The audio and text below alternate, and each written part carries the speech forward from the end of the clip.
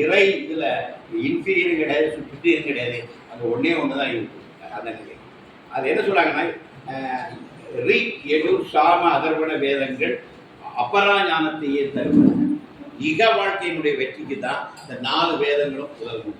அதோட சேர்த்து பார்த்தீங்கன்னா 6 அங்கங்கள், அந்த சந்தஸு, அப்புறம் நம்முடைய ஜோதிஷம், அப்புறம் நம்முடைய ஆயுர்வேதம், ஒரு 6 அங்கங்கள். வேதத்தோடு சேர்ந்து 6 அங்கம். 4 வேதம் 6 அங்கம் ஆனாய் போற்றின்னா நம்முடைய தமிழில் வரும். 4 வேதம் 6 அங்கம், இந்த 10 சேர்ந்தால் தான் இந்த உலக வாழ்க்கையுடைய எல்லா கூறுகளையும் இந்த 10க்குள்ள அடைக்கிறது. இந்த உலக வாழ்க்கையை பற்றி வித்தைகளை இந்த 10ஐயும் நீங்கள் படித்தீங்கன்னா இந்த இக வாழ்க்கையினுடைய எல்லா கூறுகளையும் நீங்கள் உணரணும். 10 அந்த அபரா ஞானத்தை தருது. ஆனால் அதை குறைவாக மதிப்பிட்டு விடாதே என்பதற்கு என்ன சொல்றாங்கன்னா, எல்லாமே என்ன மந்திரேஷு மந்திர ரூபமாக தான் இருக்கு. அபரா ஞானத்தை தருவது நல்லா புரிஞ்சுங்க. வேதம் படிச்சுன்னா வேதத்தை கர்மகாண்டம், வேதம் வாழ்க்கையில் 2 அம்சம். கர்மகாண்டம், ஞானகாண்டம். வேதம் கர்மகாண்டம், உபநிடதம் ஞானகாண்டம். வேதங்கிறது கர்மா தான். வாழ்க்கையில் 2 விஷயம். நம்ம இன்றைக்கு வாழ்ந்துட்டு இக வாழ்க்கை, இது கர்ம வாழ்க்கை.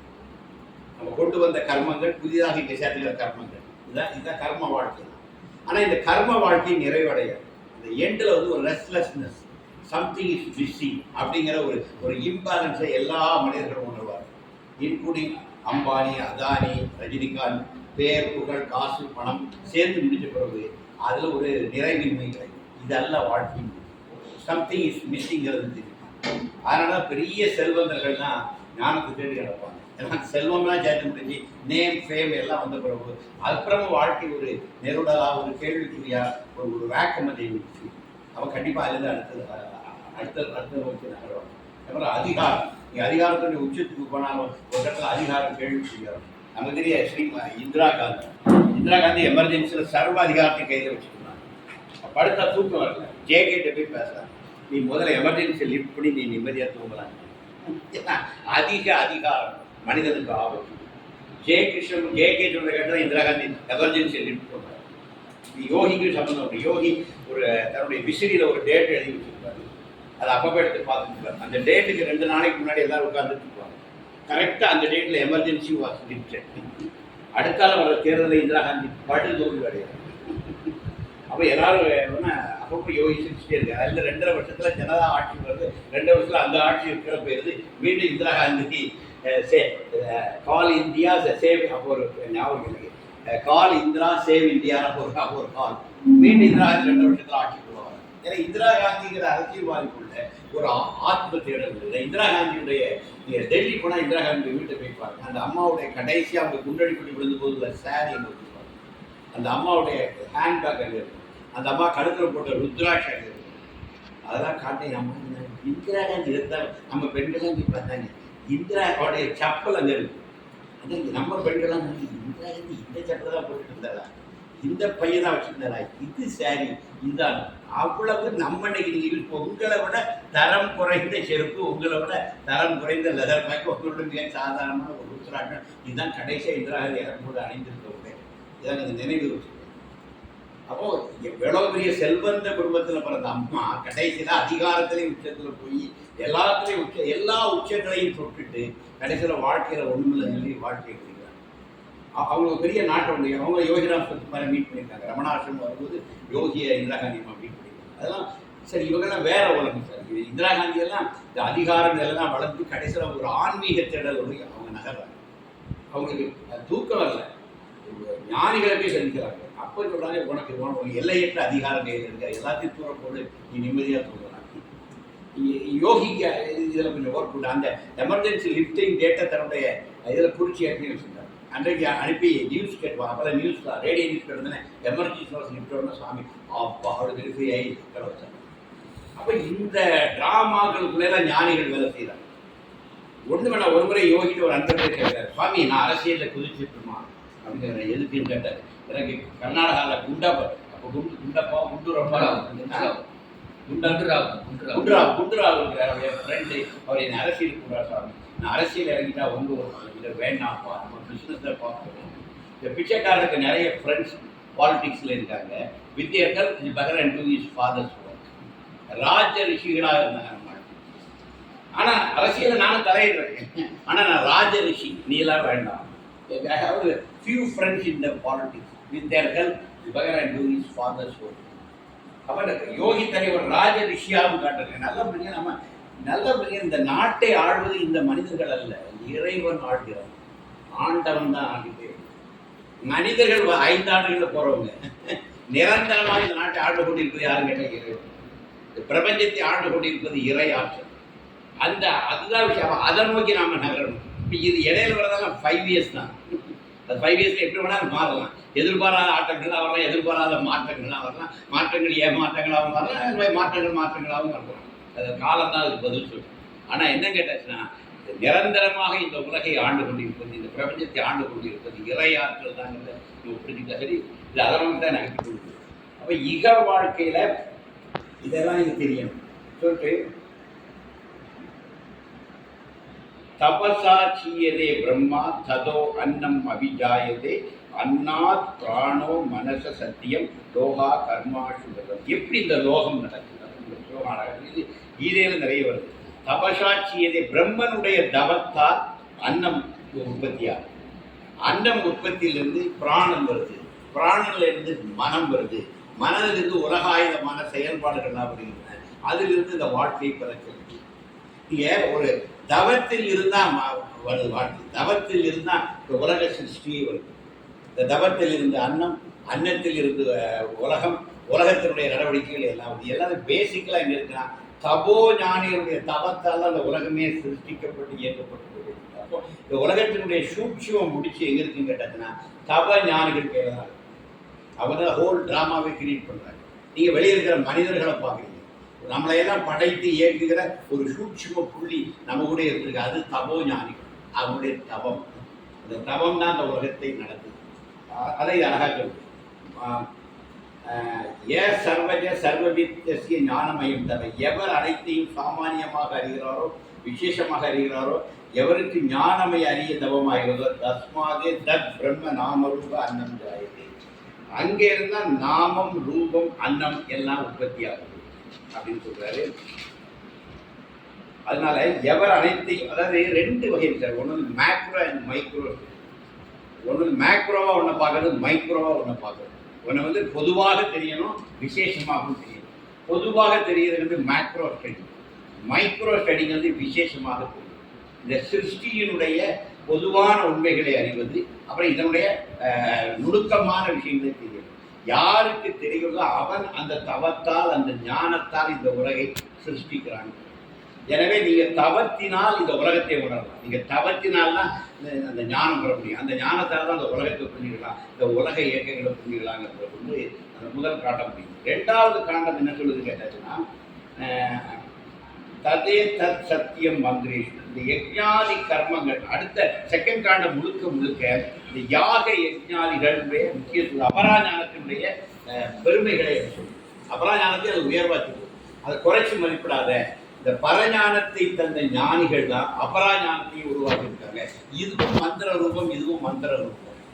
அதனால் இக வாழ்க்கையை நிராகரிக்கக்கூடாது. இந்த வாழ்க்கை ரொம்ப முக்கியம். பர வாழ்க்கை எவ்வளவு முக்கியம், ஈக்குவலி இம்பார்ட்டன்ட் இக வாழ்க்கை. இதை நீங்கள் பூரணமாக வாழாமல் நீங்கள் அங்கே போக முடியாது. இங்கே நீங்கள் மார்க் எடுக்காமல் அங்கே போக முடியும். இங்கே பாஸ் ஆனால் அங்கே பாஸ் ஆக முடியும். அப்போ இதை நீங்கள் சக்ஸஸ் பண்ணியே ஆகும். எனக்கு இதெல்லாம் வேண்டாம். நம்மளோட ஒரு கட்டத்தில் நம்ம ஒரு விதமான ஒரு முரட்டுத்தனமான சன்னியாசம் வரும். இந்த வாழ்க்கையெல்லாம் ஒன்றும் இல்லை, வாழ்வே மாயை அப்படின்னு சொல்லிட்டு அப்படி ஒரு ஜாப் பண்ணுறதெல்லாம் முடியாது. இதை முதல்ல புரிஞ்சு இது எஸ்காஸ்ட் ஆகுது. இந்த வாழ்க்கை நீ எஸ்காஸ்ட் பண்ணாமல் நீ அந்த வாழ்க்கைக்கு போக முடியும். இது ஒரு எஸ்காஸ்ட் நடக்கும். இது எஸ்காஸ்ட் ஆகணும். எஸ்காஸ்ட் ஆனால் தான் நீங்கள் அதுக்கே நீ குவாலிஃபை ஆகும். இதை நீ எஸ்காஸ்ட் பண்ணாமல் ஜம்ப் பண்ணால், ஸ்கிப் பண்ணிங்கன்னா அது வரும். நீ ஸ்கிப் பண்ணால் இது விடாது. மேலே போக திரும்பி காலை பிடிச்சி கீழே இருக்கும். இதை எஸ்காஸ்ட் பண்ணிட்டுன்னா ஃப்ரீயாக மேலே போயிடும். இது ஒரு உண்மை. இக வாழ்க்கையுடைய அத்தனை கூறுகளை அலசி ஆராய்ந்து அனைத்தையும் அனுபவிச்சு கடந்துட்டோம் வைங்களேன், we will not come back. அப்புறம் நம்ம growth அடுத்தடுத்த ஸ்டேஜ் never come back. இயற்கையில் சொல்ற சார், அது மேலும் மேலும் எல்லா தாவரங்களும் அப்படி சார். எக்ஸ் ஆக்சிஸ்லேயே வளர்ந்து ஒய் ஆக்சிஸ்லேயே, ஒய் ஆக்சிஸில் வளர்ந்து ஏதாவது ரிட்டர்ன் வருமா? குரோத்தில் எங்கேயாவது ரிட்டர்ன் இருக்குதா? குரோத்துங்கிறது மேலும் மேலும் மேலே, ரிட்டர்ன் கிடையாது. இதுதான் விஷயம். அப்படி இருக்கும்போது நீ எக்ஸ் ஆக்சிஸ்ல வளரும், ஒய் ஆக்சிஸ்ல வளர்ந்துட்டு இருக்கும். அப்போ அது அடுத்தடுத்த கட்டத்துக்கு போகுது கம்மிங் டவுன்ங்கிறது கிடையாது. அப்புறம் இந்த உலகம் இந்த வாழ்க்கையை இதை முழுமையாக அனுபவிச்சு அடுத்த நிலைக்கு போனால் வீட்டுக்கு வரமாட்டேன், அதுக்கு அடுத்தது அப்படிதான் போயிட்டு. அதனால இந்த வாழ்க்கையை நல்லா புரிஞ்சு இதை முழுமையாக வாழ்ந்து இதை கடந்து போகப்பாங்க. இதைத்தான் அபராஞானத்தோடு இந்த வாழ்க்கையை வாழ்ந்துட்டோம்னா இந்த வாழ்க்கையை நம்ம முழுமையாக வாழ்ந்து முடியும். இந்த வாழ்க்கையில் அப்புறம் எந்த அட்ராக்ஷனும் இல்லை. You never come back. ஒன்று மேலே என்னைய முதல்ல நாத்தியத்தை தான் என்னை சுவாமி அனுப்பிட்டு, நான் ஒரு நாத்தியனாக கம்யூனிஸ்டாக ஒரு 16 ஆண்டு காலம் வாழ்ந்தேன். அது எதுக்குன்னா அரசியல் களத்தில் இயங்கி அறிவால் எதையுமே சாதிக்க முடியாது என்று 16 ஆண்டுகளில் படிச்சுட்டு இருக்கேன். இப்போ இனிமேல் எந்த இயக்கம் என்னை அட்ராக்ட் பண்ணும்? இயக்கங்கள் ஒரு ஹம்பக், லட்சியங்கள் ஒரு போலி, இதெல்லாம் ஒரு இடத்துல தோற்று போகும். அப்போ என்னுடைய ஃபர்ஸ்ட் ஆஃப் என்ன பண்ணிட்டாங்க, உலகம், புரட்சி, போராட்டம், இதெல்லாம் எனக்கு பகவான் பண்ணிட்டே இருக்க கொடுத்தார். இனி நான் எவன் எந்த கட்சி ஆரம்பிச்சு எவ்வளோ புரட்சி வந்து நான் அட்ராக்டே போக மாட்டேன். ஏன்னா இதெல்லாம் நான் பார்த்துட்டு வந்துட்டேன். இதெல்லாம் ஹம்பக்ங்கிறத ஒரு 20-30 ஆண்டுகளை தெரிஞ்சுக்கிட்டேன். அதனால் நான் I will never attract back to that. இப்போ ஆட்டோமேட்டிக்காக அடுத்த இடத்துக்கு போகும். அப்போ பகவான் நம்ம வாழ்க்கை எப்படி கொண்டு வராரு, சில விஷயங்களை நம்மளை உலர விட்டு அதை தோல்வியை தந்து அதை புரிய வச்சு அதை சைடில் தூர தள்ளிக்கிட்டு அதுக்கப்புறம் அடுத்தது வரும்போது இப்படி நெவர் கம் பேக். அதுக்கு அடுத்த லைஃப் இப்படி தான் அவங்களை கொண்டு போகும். இப்படி ஸ்டெப் பை ஸ்டெப்பாக தான் மேலே கொண்டு போகும். இதை வந்து இந்த உபனிஷத்து சொல்லாமல் சொல்லுது. நீங்கள் நல்லா பார்த்தீங்கன்னா இந்த வார்த்தைகள் வந்து எல்லாத்தையும் ஒரு கைடு மாதிரிலாம் சொல்லுவாங்க. இது சொல்லாமல் சொல்லுவாங்க, குறிப்பாக சொல்லிட்டு போகும். இதை வந்து அவங்கவுங்களுடைய லெவல் ஆஃப் அண்டர்ஸ்டாண்டிங் இருக்கும். உபனிஷத் நல்லா பண்ணீங்க, 1:2 அப்படின்றத ஒரு மேத்தமெட்டிக்கல் இந்த விஷயம். இது வந்து ஒரு ஓப்பன் எண்டை வச்சுக்கிட்டே போகும். ஏன்னா அவனவனுடைய லெவல் வரும். நானே இன்னொரு 20 வருஷம் கழிச்சு வாசிக்கும் போது இதை விட இன்னும் தெளிவான வியாக்கியானம் என்னால் சொல்ல முடியும். இந்த 20 ஆண்டுகளில் நான் கொஞ்சம் என்னுடைய எக்ஸாக்சிஸ் ஒய் ஆக்சிஸ் கொஞ்சம் வளர்ந்துருக்கும். அப்போ இதனுடைய இசட் ஆக்சிஸ் என்னால் கண்டுபிடிக்க முடியும். இந்த உபனிஷத்தெல்லாம் இசட் ஆக்சிஸ் நல்லா படிக்கும். இந்த ஞானம் எல்லாமே இசட் ஆக்சிஸ், எக்ஸ் ஆக்சிஸ் இல்லை ஒய் ஆக்சிஸ். இந்த அபரா ஞானம் இக வாழ்க்கை எக்ஸ் ஆக்சிஸ் ஒய் ஆக்சிஸ், ஞானம் என்பது இசட் ஆக்சிஸ். இதை நீங்கள் லொக்கேட் பண்ணவே முடியாது. இந்த இகப்பர வாழ்க்கையில் இந்த ஞானத்தை அது ஒரு இசட் ஆக்சிஸ் குரோத். அதை நீங்கள் விஷுவலைஸ் பண்ண முடியாது. அது உங்களை கொண்டுட்டு போகும். அந்த இடத்த அங்கே வாங்க. இந்த இடத்துல என்ன சொல்ல வர்றாருன்னா ததே சத்திய ரெண்டுமே மந்திர வடிவத்தில் இருக்குது. திரேதாயாம் பகுதா சந்ததானி, 3 வேதங்களையும் பலவிதமாக இது விரிந்து அமைந்துள்ளன. இந்த இடத்துல வேதம் 3ன்னு சொல்றாங்க. குறிப்பிடப்பட்ட அதர்வண வேதம் பிற்காலத்திலேயே சேர்க்கப்பட்டதுக்கு என்ன தமாஷ் இருக்குன்னா, இந்த உபனிஷத்தை கொண்டு போய் அதர்வண வேதத்தினுடைய ஒரு பகுதின்னு எழுதியிருக்காங்க. ஆனால் இது சொல்லுது 3 வேதம் தான் சொல்லுது. ரிக் எதுவும் சாமத்துக்கு மேலே சொல்லவே 3 இடத்துல வேதத்தை பற்றி குறிப்பு வருது. இந்த 64 ஸ்லோகத்தில் எந்த ஸ்லோகத்திலையும் ரிக் எது சாமத்துக்கு மேலே அது எதையுமே சொல்லலை. ஆனால் நம்ம ஆட்கள் சொல்கிறாங்க இந்த உபனிஷத்து அதர்வண வேதத்தினுடைய எண்டில் வந்து சொல்கிறாங்க. அது அவங்க எங்கே கண்டாங்கன்னு எனக்கு தெரியுது. இந்த உபனிஷத்து அதர்வணத்தை பற்றி பேசவே இல்லை. எனக்கு தெரிய திரை வேதங்கள் தான் இருக்குது. அதர்வண வேதம் பின்னாடி உங்களுடைய கேரளம் தந்த இடமா, அது கேரளா தந்த ஒரு கான்ட்ரிபியூஷன் லேட்டர் ஸ்டேஜில் தான் அது ஆட் ஆச்சு. ஆரம்பகால வேதகால இதில் திரை வேதங்கள்லாம் இருந்துச்சு. இன்னும் ஒரு உண்மையை சொல்கிறேன், ரிக் மட்டும்தான் வேதம், ரிக்குகள் தான் வேதம். யஜூர் என்பது யஜ்ஞாதி கர்மங்களை எப்படி செய்யணுங்கிற ரூல்ஸ் அண்ட் ரெகுலேஷன். சாம வேதம் என்பது அந்த யாக யஜ்ஞங்கள் பண்ணும்போது இறைவனை பிரீதி பண்ணுவதற்காக பாடுகிற பாடல்கள். சாம வேதம் வந்து துதி பாடல்கள். யஜூர் வேதம் என்பது யாக யஜ்ஞங்களை எப்படி பண்ணணுங்கிற ரூல்ஸ் அண்ட் ரெகுலேஷன்ஸை சொல்வது. ரிக்கு தான் வேதம், ரிக்குகள் தான் ஓதப்பட்டன. அப்போ ரிக்கு அதரவணங்க வரவே இல்லை. அதரவண பிக்சருக்குள்ளே வரல. வேத காலம் முழுக்க இந்த 3 தான் இருக்கு. திரை வேதாங்கிற குறித்து தான் உபனிஷத்து முழுக்க வருது. 4ஆம் வேதம் ரொம்ப பின்னால் 7ஆம் நூற்றாண்டு 10ஆம் நூற்றாண்டுக்கு அப்புறம் வேதம் 4 மெய்ப்பொருள் ஆவது நாத நாமம் நமசிவாயனா 10ஆம் நூற்றாண்டுக்கு அப்புறம் தான் வருது. 4 வேதங்கிற குறிப்பு 7ஆம் நூற்றாண்டுக்கு முன்னாடி எந்த இடத்துலையும் எங்கேயுமே இல்லை. திரை வேதாதான் அது இதுவும் அழகாக இருக்கு.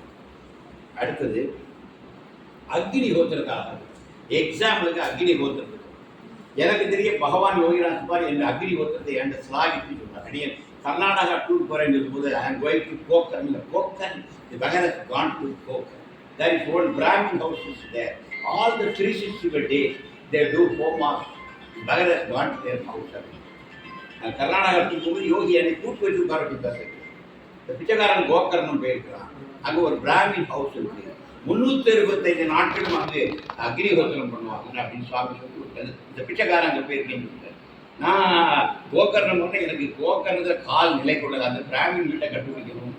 அப்படி போய் இங்கே ஒரு டூர் ஒரு 30 நிமிடம் தான் இருக்கு. எங்களுடைய ஓம் பிரகாஷ் அம்மாவோட அனுப்பி கட்டு அந்த அங்கே உள்ள பண்டிட் அங்கே பட்டுன்னு சொல்லுவாங்க. அங்கே உள்ள பண்டிட்ஸ் எல்லாம் பட்டுன்னு சொல்லுவாங்க. அந்த பட்டுகிட்ட கேட்டால் நீ மலையாளம் அவட மலையாளம் அறியா. அவன் மலையாளத்தில் யாரோட சம்சாரித்து கேட்டால் அவன் நல்லா என்ன மலையாளம் பேசுகிறாங்க. ஆனால் இங்கே அப்படி யாரும் இல்லைன்னு அந்த அப்போ ஒரு கொடி என்னன்னா அவன் அப்படி கேட்டாங்க, வா நான் கூட்டு வரேன் கூட்டு போகிறேன். அதுக்கப்புறம் ஒரு வீடு போகிறேன். ஒரு வீடு அவங்க அப்புறம் அவங்க என்கிட்ட நல்லா மலையாளத்தில் பேசுனாங்க. அங்கே ஒரு பெரிய அவங்க எங்கள் ஃபேமிலி தான் பல தலைமுறையாக நாங்கள் ஹோமம் பண்ணிட்டு இருக்கோம். இப்போ நாங்களும் ஸ்டாப் ஆகிடும், வேலைக்கு போயிட்டாங்க. இப்போ யாக யஜ்ஞம் பண்ணுற இதே இல்லை. அந்த காலத்தில் அந்தணர்கள் எப்படி இருந்திருக்காங்கன்னா நம்ம அக்னிஹோத்திரங்க அவங்க அவங்க டெய்லி அக்னிஹோத்திரம் போகிறோம். அக்னிஹோத்திர பிராமணர்னா தினமும் ஒரு அக்னிஹோத்திரம். அது எஜமானமான ஆள் ஒழுங்குறத தினமும் அவங்க அக்னிஹோத்திரம் பண்ணி தான் வாழ்ந்துருக்காங்க. அந்த ட்ரெடிஷன் ரொம்ப இருந்திருக்கு. அந்த வீட்டில் போய் பார்க்குற அக்னிஹோத்திர அந்த யாக கூட்டத்துக்கு நேர் மேலே பப்பா ராமதாஸுடைய படம். இந்த மகாத்மா எங்கள் வீட்டுக்கு வந்திருக்காருன்னு என் பையிலேருந்து யோகநாத் குமாரோட சின்ன படத்தில் இந்த மகாத்மா அவங்க வீட்டுக்கு வந்திருக்காருன்னு அவங்களுக்கு தெரியல. அதனால் வாங்கி கும்பிட்டு அவங்க அந்த அப்படி பப்பா ராமதாஸ் படத்தில் அதை பின் பண்ணி வச்சாங்க. பார்த்தீங்கன்னா பப்பாவுடைய ஹார்ட்டில் போய் சாமி இருந்த மாதிரி பார்த்து எனக்கு ஒரு கண்பொருளாக காட்சியாக்கெல்லாம் மொபைலில் இருந்தால் ஒரு ஃபோட்டோ எடுத்து அந்த அம்மா வச்சுட்டு அதனால அந்த நேற்று தான் ஒரு ஹோமம் பண்ணது. அந்த ஹோம பிரசாதத்தை பூரா எடுத்து ஒரு பேப்பரில் படித்து நீங்கள் கொண்டு போய் திருவண்ணாமலையில் அந்த மகாத்மாட்ட கொடுங்கன்னு அந்த அம்மா அடியன் கொண்டு வந்து சுவாமியை வணங்கிட்டு உன் வீட்டில் கொண்டு வச்சுக்கிட்டு எனக்கு திரும்பி கொடுத்தாரு. அதை அப்புறம் பகவான் அவளை செடிகளுக்கு அடியில் உரமாக போட்டார். சொல்லுங்கன்னா அக்னிஹோத்திரத்தை பற்றி சுவாமி அப்படி உயர்வாக சொன்னார். ஒரு 365 நாட்கள் அக்னிஹோத்திரம் பண்ண அப்புறம் 320 நாள் எத்தனாயிரம் ஆண்டுகளாக வீட்டில் இருந்தது. எத்தனாயிரம் வருடங்களாக இருந்துக்கணும். 365 days அக்னிஹோத்திரம் பண்ணுற ஒரு அவங்கன்னா அவங்க எத்தனை தலைமுறையாக இதை பண்ணியிருப்பாங்க. அங்கே இருக்கிற அந்த குண்டத்தில் எத்தனாயிரம் வருடங்களாக நடந்துட்டு. அதனால இவருக்கு இந்த வீட்டுக்கு போயிருக்காரு. அதனால தான் பப்பா ராமதாஸ் அங்கே போயிருக்காங்க. அப்படி இந்தியாவில் அப்படிப்பட்ட அக்னிஹோத்திரிகளும் இருந்திருக்காங்க. கோகர்ணத்தில் கர்நாடகாவில் இருக்கிற கோகர்ணத்தில் இருக்கிறாங்க.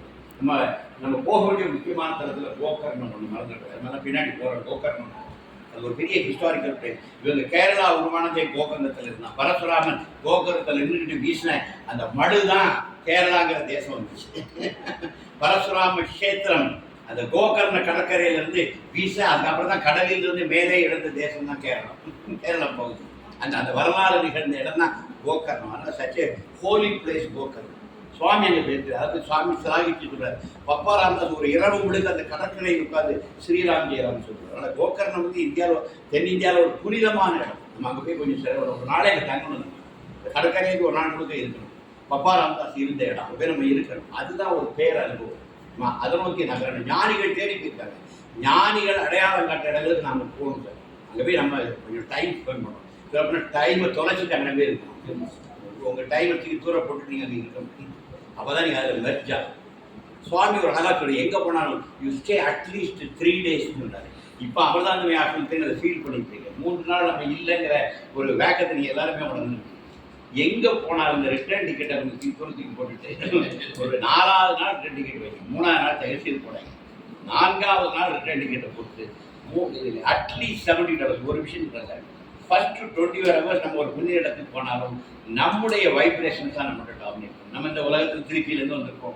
இங்கே உள்ள சண்டை இத்தியாதி வீடு ஆஃபீஸு ஃப்ரெண்ட்ஸு குழப்பம் இங்கே உள்ள அரசியல் இது எல்லாம் கிடந்து நம்மளை போட்டு பின்னி படைஞ்சிருக்கோம். ஃபர்ஸ்ட் 24 hours வேலை நடக்கிற உங்கள் டஸ்ட்டு உங்களுக்குள்ள முதல் அடங்கும். செகண்ட் 24 hours என்ன நடக்கும்? அந்த புனித இடத்தில் சில வைப்ரேஷன்ஸ் இருக்கு. ஆசிரமமோ ஒரு கோவிலோ எங்கேயோ போகும். அந்த இடத்துல ஒரு வைப்ரேஷன். இப்போ வாட்டர் இருக்கிற டஸ்டெல்லாம் கொஞ்சம் அடங்கும். செகண்ட் 24 hours என்ன நடக்கும்? அந்த vibrations will try to enter. Enjoy the third day. Third day is very important. உன்னுடைய வைப்ரேஷன்ஸ் அப்படியே சப்சைட் ஆகி அந்த இடத்தினுடைய வைப்ரேஷன் உனக்குள்ள என்டர் ஆகி தேர்ட் டே அந்த இடத்தினுடைய வைப்ரேஷன் உனக்குள்ள அப்படியே வளர்றதான் third day. The third day is very important day. First 2 days warming up. Third day is very very very important. அதனால் இனிமேல் நம்ம எங்கு சென்றாலும் 72 மணிக்கூர் அந்த புனித இடத்தில் இருக்கணும். அப்போ தான் அது தரிசனம். நீங்கள் அல்லது டூர் நம்ம டூர் போகணும் தேவையில்லை. நம்ம போனால் ஆன்மீகத்துக்கான யாத்திரையில் போகிறோம். மினிமம் 72 hours புரியுத இடங்களில் we should spend. அந்த 48 hours முடிஞ்ச பிறகு அந்த last 24 hours is very very important. அங்கே தான் நீனும் அதுவும் மெர்ஜ் ஆகிற ஏரியா அந்த ஏரியா. அங்கே நீ இல்லை அது இல்லை, அதுதான் நீ காணாமல் போயிருக்க, அதுதான் அந்த அதை உள்ளே வாங்கிட்டு இங்கே வந்தீங்கன்னா ஏதாவது முன்னேற்றம் இருக்குது. அதனால் நம்ம இனிமேல் ஒன்று படிச்சுக்குவோம். The third 24, அதனால தான் யோகி, அட்லீஸ்ட் யூ ஸ்டே 70. அது it is not your 3 days. We will go on 1 day, second day, but third day will take up our back. 3 days over. Monday we will be reached, Tuesday will be there, Wednesday we will take up our back. 3 days over. So it is not your 3 days, at least 72 hours. யோகி தான் தெளிவாக சொல்லுவோம். It is not your 3 days. நம்ம 3 days அவருக்கு தெரியும். ஒரு நாள் போய் இறங்குவோம், அடுத்த நாள் இருப்போம், 3ஆவது நாள் 4 மணிக்கு போனால் பேக்கை கட்டு 10 மணிலேருந்து 4 மணிக்கு போகிற ட்ரெயினில் கட்டி பேக்கெல்லாம் கட்டி எல்லாம் ரெடி ஆகி வச்சுட்டு நம்ம 4 மணிக்கு போகிறதுக்கு 10 மணிக்கே தயாராகிடும். இதுதான் நம்முடைய மூளை. அதனால் அவர் 72 hours ஃபர்கெட் 3 days. 3 இரவு விட்டுருங்க. 4ஆவது நாள் காலையில் பார்த்துக்கோங்க. 4ஆவது நாள் ஒரு ட்ரெயின் டிக்கெட் போட்டு சாயங்காலத்துக்கு மேலே நீ ரெடி ஆகி பார்த்து 3ஆவது நாள் ரொம்ப ரொம்ப இப்போ அது ரொம்ப ரொம்ப முக்கியம். அதுதான் சார் ஆன்மீகம். அதுதான் உங்களுக்கு கிடைக்கிற விஷயம். நீ விஷுவலாக பார்க்கறது இல்லை, நீ கேட்கறது இல்லை. 2 நாள் கழிச்சு நீ அந்த இடத்தோட மெர்ஜ் ஆகிடும். நீ வேறு அந்த இடம் வேறுன்னு இல்லாமல் அங்கே ஒரு கலப்பு நடக்கும். அங்கே நீ இருக்க மாட்டேன், அந்த இடம் தான் அவனுக்குள்ள இருக்கும். அதை நீ என்ஜாய் பண்ண அந்த வைப்ரேஷனோட போகிறதுட்டு நீ திரும்பினா நீ போனதுக்கு ஏதாவது பிரயோஜனம் இல்லை. இப்போ முதல் நாள் போய் இறங்கிட்டு பேக்கை போட்டுட்டு 2ஆவது நாள் உட்காந்து 3ஆவது நாள் உட்காந்து பேக்கை பார்த்தீங்கன்னா நீ போகாமலே இருக்கலாம். இது வேஸ்ட். அதனால் நம்ம டீம் நீ போனால் 72 hours கரெக்டாக இருக்குது. நம்ம ரன் போகணும். தெளிவாக அது போக வேண்டாம், வேஸ்ட். பொண்ணையும் பொருளையும் முட்டையும் வீணாக்கும். எங்கு போனாலும் ஆஃபீஸ்லேயே விட்டுட்டு வரும். ஆஃபீஸ் தலையில் சொல்லிட்டு வரும். வீட்டு வாசலையே இறக்கி வச்சுட்டு வரும். தெளிவாக இருப்பேன். நான் எனக்கு ஒரு வீடு தேடணும். ஆரம்பத்தில் திருவிழா இருக்குது. எங்கள் ஸ்டாஃபெல்லாம் இருக்கிற சாமி அங்கே ஒரு பிளாட் எடுத்து அதெல்லாம் ஒன்றும் வேண்டாம். ஒரு நம்ம வீட்டில் 5 கிலோமீட்டர் ஏரியாவில் பிஎஸ்என்எல் ஒருத்தர் இருக்கும். ஏன்னா அங்கே போய் உட்காந்துருப்பா டிஏ பிரச்சனை வந்து நிற்பான். இந்த கடையில் வேண்டாம்னு சொல்லிட்டு தான் நான் வரல. நான் உண்மையிலே திருநெல்வேலியில் ஒரு 5-6 கிலோமீட்டர் ஏரியாவை சுற்றி பிஎஸ்என்எல் இல்லைன்னு தெரிஞ்சுக்கூட அது ஒரு பிளாட் வாங்க. அது ஒரு வீடு கட்டினா அது போயிருந்தேன். ஜெயிலில் வந்தேன்னா நான் அலுவலகத்தை 5 மணிக்கு என் வாசலிலேயே விட்டு வந்து நான் அலுவலகத்தை என் தலைவர் கூப்பிட்டு இது எனக்கு இந்த தெளிவனை எப்போ விக்னேஸ்வரன் இந்த தெளிவனை எப்போ சுவாமி ஆரம்பத்தில் மட்டும் சொல்லுவேன். இப்போ வர வழியில் என்ன 2 வீலர் வந்து ஆஃபீஸில் டைரக்டாக ஆஃபீஸ் நாளைக்கு காலை 10 மணிக்கு ஆகுது. 2 பேரும் ஒரே ஆஃபீஸில் வேலை பார்த்து இது இன்னொரு பெரிய ஆஃபீஸ். ஒரே ஆஃபீஸில் வேலை பார்க்குற மனைவி கட்டணும். எங்கள் வீட்டில் வந்து காய் பிடிக்கும். நீ காலையில் தெரியுமா நாளைக்கு சண்டைக்கு வருவேன். ஆஃபீஸ் 5 மணிக்கு முடிஞ்சிச்சு. நாளைக்கு நம்ம ஆஃபீஸ் 9 வரைக்கும் போகலாம். அப்போ பேசிட்டு நாளைக்கு ஆஃபீஸ் போகல. அப்போ ஆஃபீஸ்க்கு எனக்கு மனைவியே சேம் ஆஃபீஸ். அப்போ எனக்கு என் அவஸ்தை எப்படி இருக்கு பாருங்க. ஆனால் ரொம்ப தெளிவாக இருந்தாங்க 2 பேருமே. ஆஃபீஸை பற்றி அதிகமாக வீட்டில் பேசுறதே கிடையாது. அலுவலகத்தை வீட்டு வாசலையே விட்டு இப்படி தான் வாழணும். அந்தந்த கணத்தில் நம்ம முழுமையாக போயிடும். அந்த முந்தின கணத்தை முந்தின கணத்திலே விடணும். அதை தூக்கி இந்த கணத்துக்கு வரக்கூடாது. அந்த கணம் முடிந்து விட்டது, நேற்று முடிந்து விட்டது. அதே இன்னைக்கு நேற்று முடிஞ்சு போச்சு. அது இப்போ பேசி அதை எதாவது பண்ண முடியுமா? நேற்று கடந்து விட்டது, அதுக்கு எதாவது ரிப்பேர் பண்ண முடியுமா? ஓவர்னா ஓவர். நீ இன்றில் வந்து நாளை பிறக்கவே இல்லை. அதை பற்றி ஏன்னா பிளான் பண்ணிட்டு இருக்கேன். எது நிஜம்? இன்று நிஜம், இந்த கணம் நிஜம், இந்த க்ஷணம் நிஜம். இந்த க்ஷணத்தில் வாழ்ந்தாதான் மனுஷன். க்ஷணத்தில் வாழணும், இந்த கணத்தில் வாழணும். அதுதான் லைஃப். அங்கதான் வாழ்க்கை துடிப்பா இருக்கு. அங்கதான் வாழ்க்கை லைவா இருக்கு. அதான் வாழ்க்கை பிரகாசமா இருக்கு. நீ அதுக்குள்ள என்ட்ராக வேண்டாம். அதை ஸ்கிப் பண்ணிக்கிட்டே நீ நேற்றில் இருக்க நேற்றை பற்றி கவலைப்படுற, நாளை பற்றி பிளான் பண்ணுற, இன்றை மிஸ் பண்ணிக்கிட்டே இருக்கு. இந்த ஹியர் நவ ஒரு விட்டு நகர்ந்துக்கிட்டே இருக்கு. ஏன்னா மனசு அதை ஹியர் நவ ஃபேஸ் பண்ண தைரியம் இல்லை, கோளை. அதனால தான் நீ நேற்றை பற்றிய கவலையிலும் நாளையை பற்றி கனவிலும் இருந்து கொண்டே இருக்கிறார். ஒரு இன்றை பற்றி அக்கறையே இல்லை. If you are sincere, if you are serious, be true to this seconds. இந்த கணத்தில் நீ உண்மையாக இருக்கணும். இந்த கணத்தோட நீ விழிப்பார். இந்த கணத்தில் நீ விழிப்பார் இருந்தால் இந்த கணத்தில் விழிப்புணர்வு. இந்த கணக்கு விழிப்புணர்வு வேணா இந்த கணத்திலே இருக்கு. இந்த விழிப்புணர்வு சொன்னாலே no thoughts, present.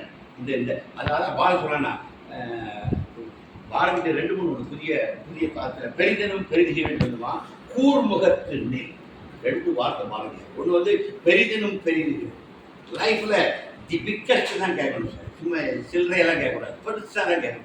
Yogiraj Kumar வந்துட்டார் தான் தி பெஸ்ட் கிடைக்கும். அவர் தான் நம்ம பார்க்கலாம்னா அவர் தான் நம்ம வீட்டில் ஒரு மந்திரோபதேசம் கிடைக்கும். அதான் யோகிராஜ் குமார். சுவாமி நம்ம கூட வந்தாருங்கிறதுக்கு அடையாளம் அதுதான். உனக்கு டாப் அனுபவத்தை உனக்கு தருவார். அதான் யோகிராஜ். இன்னொன்று, கூர் முகத்து நில்லுன்னு பார்க்க ஒரு வார்த்தை புதிய ஆத்திச்சூடு. கூர் முகத்து நில். ஒரு அம்பனுடைய நுனி எப்படி இருக்கும், அந்த நுனியில நில்லு. அப்படின்னா ஷார்ப் ஏட் கீழே தானே விழுந்துடும். அந்த கதை சொல்லுவாங்க, துரோணாச்சாரியார் ஒரு பறவைக்கு குறி வைங்கிறது போது அர்ஜுனன் எப்படி குறி வச்சான், மற்றவங்க என்ன குறி வச்சாங்க, என்ன தெரியும், இலை தெரியுது, கிடை தெரியுது, அதில் அந்த பறவை தெரியும். நான் அர்ஜுனன் சொன்னா அம்பின் நுனியும் பறவையும் கழுத்தும் தெரியும். அதுதாங்க, அதான் கிளியர் இருந்தாலும், அதான் கிளியர் இருந்தாலும் அம்பின் நுனியும் பறவையும் கழுத்தும். நம்ம இருக்கிற இடமா போய் அடைய வேண்டிய டார்கெட் ரெண்டு வேற எதுவும் தெரியும். வாழ்க்கைங்க அப்படி அணுகும். வாழ்க்கையில் அதான் இந்த கணத்தை நீங்க அப்படியே மீட் பண்ணணும். உங்களுடைய விழிப்புணர்வு இந்த வாழ்க்கை நிற்கிற அந்த கடந்த இந்த இடத்துல நீங்க 2 பேர் குழந்தை அது ஒரு மெர்ஜாய், 2 மெர்ஜாய். நம்ம பிரச்சனை வரேன். டார்கெட் நம்மளாகும். டார்கெட் முதல்ல வெளியே இருக்கு சார். நீங்க சரியா பார்க்கணும்னா டார்கெட் உங்களுக்குள்ள டார்கெட் அங்கே இருக்கு. டார்கெட் இருக்கு. முதல்ல டார்கெட் அங்கே தான் தெரியும். நீங்க விழிப்படைஞ்சிட்டீங்கன்னா டார்கெட் இங்கே இந்த உபனிஷத்தாக தான் இருக்குது. அந்த இலக்கு உன் வசமாயிடும். இப்போ நம்ம ஒரு சின்ன விஷயம் எல்லாருக்கும் அந்த இது திரிபுர தகனம் எல்லாரும் படிச்சிருக்கோம். சிவபெருமான் திரிபுரங்களில் இருக்க போனார். அந்த அது ஒரு பெரிய ஸ்பிரிச்சுவல் ட்ரூத். அது திரிபுரம் போதுக்கு எல்லாரும் சேர்ந்து சிவபெருமான ஃபுல்லாக எக்யூப் பண்ணுவாங்க. இவர் ஆளாளுக்கு ஒரு ஆயுதங்களை கொடுப்பாங்க. பிரம்மா ஒன்றை கொடுப்பாரு, விஷ்ணு ஒன்றை கொடுப்பாரு, எல்லா தேவர்களும் கொடுத்து சகல ஆயுத பாணிகளோடு அவரை அந்த திரிபுராசுரர்கள் பெரிய ஆட்கள் கொள்வாங்க. இவர் எல்லாம் கூட்டிட்டு போய் என்ன தெரியுமா, ஒரு ஆயுதத்தையும் பயன்படுத்த மாட்டார். ஆஹான ஒரு சிரிப்பு சிரிப்பார். திரிபுரம் எரிஞ்சிக்கிறோம். ஒரு சிரிப்பில் அழிகிறது. இவ்வளவு ஆயுதங்கள் எல்லாம் ஒன்றும் நடக்கிறது. சிவபெருமான் ஒரு பார்வை பார்க்கறாரு, ஒரு சிரிப்பு சிரிக்கிறார். அந்த சிரிப்புல திரிபுரங்களை எரிஞ்சிச்சு. இது வேற சிம்பாலிக். திரிபுரங்கிறது ரஜோகுணம், தமோகுணம், சத்வகுணம். இந்த திரிபுரங்களும் ஒரு சிரிப்பு சிரிச்சு எரிச்சிருக்கும். இந்த 3ஐயும் கடந்து அதான் பேசி திரிபுர தகனங்கிறது வேற ஒன்றும் இல்லை. திரிபுரங்கிறது உனக்குள்ளே இருக்கு. ரஜோகுணம், தமசு, இதான் மாறி மாறி இருந்தது. திரிபுரம் அசுரம் எங்கேயும் இல்லைங்க தான் இருக்கான். இந்த 3 பேருக்கு தான் கிடக்கான். இவன் தான் அவனை போட்டு எல்லாம் அல்லோலப்படுத்திட்டு இருக்கான். இவனை பினிஷ் பண்ணது ஒரு சிரிப்பு, ஒரு வெற்றி சிரிப்பு, ஒரு முற்று சிரிப்பு. ஒரு சிரிப்பு சிரிப்புனா இதெல்லாம் கலந்து ஓடி அப்படி இருப்பான். ஆனந்தமாக ஒரு ஞானி அந்த ஆனந்த லகைகள் அப்படியே கலந்துட்டு இருப்பான். அவனுடைய எல்லா திரிகுணங்களும் அவனோட விலகி ஓடி. அதை ஒரு பியூட்டிஃபுல் ஸ்மைலாக தான் இதை நம்ம கடந்து. இதுதான் விஷயம். இதை நோக்கி தான் இந்த உபனிஷத் நடக்குது. நான் தான் உங்களுக்கு புரியறதுக்காக விரிவான எக்ஸாம்பிள் சொல்றேன். இந்த உபனிஷத் அதை நோக்கி தான் நம்மளை அழைத்து செல்வது என்னுடைய ஒரு தாழ்மையான விஷயம். அழகா சொல்றோம். அந்த நீ என்ன பண்ணா, நீ அக்னிஹோத்திரம் பண்ணணும். அதுக்கு அழகா சொல்றான். பௌர்ணமியில செய். அக்னிஹோத்திரம் என்னைக்கு பண்ணணும், காலத்தில் பௌர்ணமி தென்றல் சாதுர்மாசிய காலத்தில் செய்ய ஆரம்பி. கிரயணம், வைஸ்வதேவம் என்ற யாகங்களுடன் விருந்தோம்பல் செய்யணும். விருந்தினர்களை கூப்பிடணும். யாகங்கள் பண்ணும்போது, அதாவது கிரகசர்கள் பண்ணது விருந்தினர்களை கூப்பிடணும். நீ செய்யணும் சொல்றாரு. அப்படி நீ செஞ்சா ஏகி ஈதித்தம் ஆகுடைய சொற்சாச.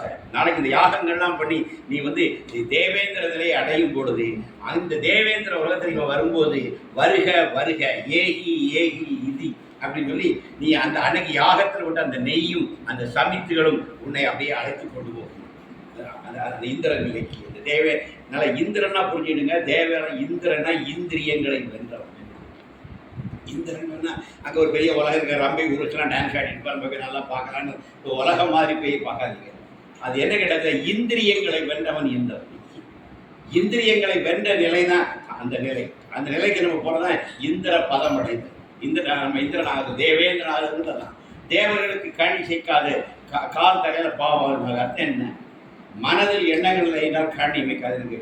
அழகா கவிதா சொல்லலாம். அந்த ஓஷோடைய வீடியோ ஃபுல்லாக பார்த்தா அவர் கண் பிளிங்கே ஆக மாட்டேங்குது. ஆமாம், நான் இப்படி கண் பிளிக் ஆகுது. யோகிநாத் பார்த்தாருன்னா அப்படிதான் இருக்கும். அது கண் அசையாது, அப்படிதான் பார்ப்பாங்க, பிளிங்கே ஆகாது. நமக்கு பாருங்க 10 தடவை அடிக்கும். எனக்கு உள்ள 1000 தாட். மனதுக்குள்ள எண்ணம் இருந்தால்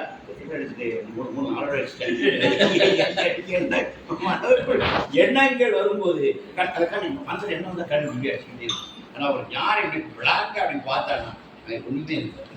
அதனால அவங்க கண் எப்பவுமே அந்த இப்படி ஓப்பனாக இது. அதனால இந்த தேவர்களுடைய கண், இந்த ஒரு சுயம்பரத்துக்கு வரும்போது தேவர்கள் எப்படி இருப்பாங்க, கண் இமையாமல் இருப்பாங்க. கண்டுபிடிச்சிருவாங்க. இது வந்து தேவேந்திரன் வந்திருக்கான், மாறி வேஷத்தில் வந்திருக்கான்னா அவன் கண் இமை, மனுஷன்னா கண் இமைக்கும், தேவேந்திரன் கண் இமைக்காது. அவன் கால் தரையில பாவாது.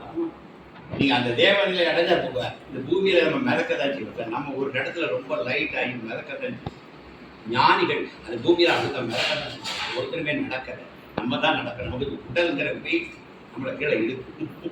ஏன்னா நம்ம உடல்ல இருக்கோம். நம்ம வந்து பாடி கான்சியஸ்லயே இருக்கிறதுனால பாடி வெயிட்டான நம்ம தலையில கால் ஒன்று நடக்கிறோம். ஞானம் ஆயிட்டானா அவங்க உடலே மறந்து அவங்க மிதக்கதான் செய்வாங்க. ஞானிக்கு கால் தரையில பாவா உண்மை. ஞானியுடைய கண் இமைக்காது. அவனே தேவன், அவனே தேவேந்திரன். இது ஒரு நிலை. தேவேந்திரன் தேவன் என்பது மனிதனுடைய ஒரு உயர்ந்த நிலை. அந்த நிலைக்கு நம்மளாம் மாறணும். அந்த நிலை நம்ம சென்று அடையணும். அது அடைஞ்சாலும் அடுத்த நிலை தான் இறைநிலை. தேவேந்திர நிலையை சென்று அடைந்து அதுக்கு அடுத்த நிலை இறைநிலைக்கு போகிற மனிதன் மகானாகி மகான் இறைவனாக தான் நம்முடைய படிகள். இதை சொல்ல வந்து தான் இந்த உபநிடதங்கள் என்பது. இந்த அப்புறம் என்ன சொல்றாங்கன்னா ஒரு எவ்வளவு சொல்லிட்டு இதை ஒரு அடி அடிக்கிறாங்க. இந்த யாகாதி யஜ்ஞங்கள் நீ பண்ணாலும் தேவலோகத்துல எல்லாம் அனுபவிச்சுட்டு மீண்டும் இந்த பூமிக்குள்ள தான் வந்து பிறக்கணும். எனவே இதை மூடர்கள் தான் இதன் பின்னாடி செல்வார்கள், தீரர்கள் இதை விரும்ப மாட்டார்கள் அப்படின்னு சொல்லி இவ்வளவு சொல்லிட்டு இதை வந்து இந்த உபனிஷத்தை நிராகரிக்க. முதல்ல மனிதனா இருக்கும்போது நீ இதெல்லாம் படிச்சு நீ அந்த தேவேந்திர நிலைக்கு வரணும். அப்புறம் அதை விட்டுட்டு அதுக்கு அடுத்த நிலைக்கு போனா அதை நிராகரிச்சுட்டு நீ இதிலேயே இருந்தேன்னா இமம் லோகம் கீனந்தரம் வா விசந்தி, நீ மனித நிலைக்கும் கீழான நிலைக்கு போக கடவாய். எனவே யாகாதி யஜ்ஞங்கள்ல இந்த கர்ம காண்டத்திலே நின்றாத ஞானத்தை நோக்கி நகர்ந்து செல். அபரா ஞானம் உனக்கு உதவாது. அபரா ஞானம் தேவேந்திர பதவியை உனக்கு தரும். அதுக்கு மேல நீ போக முடியும். தேவேந்திர பதவியிலே இருந்தாலும் உன்னுடைய புண்ணிய கர்மாக்கள்லாம் முடிஞ்ச உடனே மீண்டும் நீ புனரவி திறனம் புனரவி மரணம் இந்த உலகத்தோட நீ தேவ நிலைக்கு போனால் திரும்பி வருவீங்க. இந்த பூமிக்குள்ளா வந்து பிறப்பீங்க. பிறக்கும் போது மீண்டும் இந்த பிறப்பு சக்கரத்திலே இருப்பீங்க. அப்போ உண்மையான ஞானம் என்பது இந்த பிறப்பற்ற நிலைக்கு செல்லும். பிறப்பு இறப்பை கடந்து செல்கிற இடம் தான் ஞானம் சொல்லுது. அது அந்த பக்குவம் உனக்கு வரும்போது தான் நீ அந்த உத்தம ஞானியை சென்று அடைவாய். அந்த ஞானி பிரம்மனிஷ்டையில உனக்காண்டி காத்து அவனிடம் தெரிந்து நீ அந்த பணிவாக அவனிடம் நீ கேட்டா அவன் உனக்கு அந்த ஞானத்தை குரு முகமாக தான் ஞானம் உங்களுக்கு டிரான்ஸ்ஃபார்ம். உங்களை குரு தான் உங்களை டிரான்ஸ்ஃபார்ம் பண்ணுவார். இதெல்லாம் அறிவு நிலை. இதெல்லாம் வாசித்தல் படித்தல் யோசித்தெல்லாம் அறிவு நிலை. அறிவு நிலை இதெல்லாம் நம்ம தெரிஞ்சுக்கணும். இது தெரிஞ்ச அந்த ஒரு ஏரியா வரும்போது ஆட்டோமேட்டிக்காக அதாவது பக்தனுடைய பக்குவம் வரும்போது குரு வந்து கையை எட்டிட்டு நாம் குருவை சென்று அடைவது என்பது அடைய முடியாது. குருவை தேடி அடையவே முடியாது. உன் பக்குவத்தை தெரிந்து கொண்டு குரு உன்னை நாடி வந்து பிடிப்பார். இதான் நான் தெரிஞ்சுக்கிட்டு வந்து நீங்கள் தேடி சென்று உங்கள் தேடலில் குருவெல்லாம் உங்களுக்கு சிக்க மாட்டார். நீங்கள் தேடிக்கிட்டே இருக்கலாம். வேற பல சத்குருக்கள்லாம் சிக்குவாங்க. அவங்கள்ட்ட நீங்கள் சிக்கிட்ட பிராவ சொல்லுவீங்க. அது பின்னாடி ரெண்டாவது செய்யுங்க. ஆனால் மெய்யான ஞானி அவனுக்கு பக்குவத்தில் அவன் உன்னை தேடி வந்து பிடிப்பான். குரு நம்மை பிடிப்பார் என்பதான் முக்கியமானது. அது ஒரு பக்குவம் தான் அதனுடைய ஸ்டேட். இது வருகின்ற உபநிடதங்களில் மீது விஷயங்களை படிப்போம். உபநிடதத்தை ஒட்டி கொஞ்சம் அப்படி இப்படி போயிருக்கிறேன். ஏன்னா இந்த உபநிடதத்தை நீங்கள் புரியனா இந்த தெளிவு இருந்தால் தான் அந்த உபநிடதத்தை புரிந்து கொள்ள முடியுங்கிறத சொல்லி நிறைவு செய்கிறேன். யோகிராம் சுரத்குமார், யோகிராம் சுரத்குமார், யோகிராம் சுரத்குமார். ஜெயகுரு.